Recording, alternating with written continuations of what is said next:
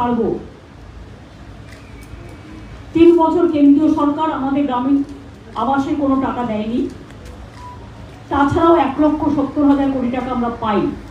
11 লক্ষ বাড়ির মধ্যে আমি ইতিমধ্যে 65,000 বাড়ি মাইনরিটি ডিপার্টমেন্ট থেকে ডেস্টিটিউট উইমেনদের করে দিচ্ছি।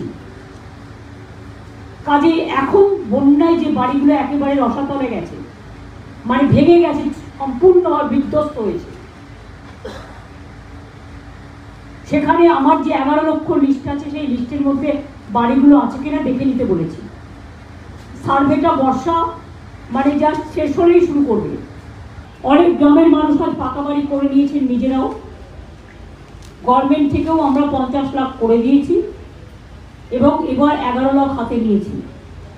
তাতে 60,000 আমার যদি বাঁচে, মাইনরিটি ডিপার্টমেন্টের টাকা, সেটাও গভর্নমেন্টের টাকা, প্লাস আরও 1-1.5 লক্ষ বাড়ি যাদের বন্যায় ভেঙে গেছে, তাদেরটা আমি ইনক্লুড করব। যেখান থেকেই হোক না কেন টাকা জোগাড় করবো, করে আমরা এটা করব।